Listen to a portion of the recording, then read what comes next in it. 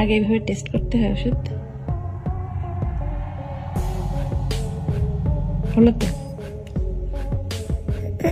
কেমন? অবশেষে 14 দিন পর ভয়ঙ্কর অসুখ থেকে সুস্থ হয়ে উঠল পরিমণের ছেলে রাজ্য। পরিমণের আদরের ছেলে রাজ্য। রাজ্যর উন্নত মানের চিকিৎসার জন্য কলকাতায় আছেন পরিমণি। পরিমণি কলকাতা থেকে দিলেন এবার সুখবর। সোশ্যাল মিডিয়াতে একটি পোস্ট করে জানালেন তার ছেলে এখন সুস্থ আছেন। কিছুক্ষণ আগে ছেলে রাজ্যর একটি ভিডিও শেয়ার করেছেন তার ফেসবুকে। ভিডিওতে দেখা যায় পরিমণির হাতে থাকা প্লাস্টিকের কাপে রাজ্য আঙ্গুল ডুবিয়ে কিছু একটা খাচ্ছে। হয়তো কাফে ঔষধ হতে পারে, কারণ রাজ্য অসুস্থ ছিলেন।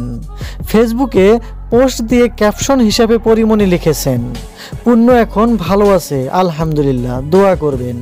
পুরোপুরি সুস্থ না হলেও এখন ভালোই আছে ছেলে রাজ্য। বড় একটি বিপদ থেকে রক্ষা পেল পরিমণির এই ছেলেটি। জীবনে হয়তো এমন বিপদে আর পড়েনি পরিমণি কখনো। ছেলে অসুস্থ হওয়ায় ঢাকার হসপিটালে ভর্তি করেছিলেন, কিন্তু সেখানে ভুল চিকিৎসার জন্য আরও বেশি হয়ে যায় তার অসুখ। যার কারণেই ছেলেকে নিয়ে পরিমণি হেলিকপ্টার দিয়ে ঢাকা থেকে কলকাতায় যান। অবশেষে রাজ্য এখন সুস্থ আছে।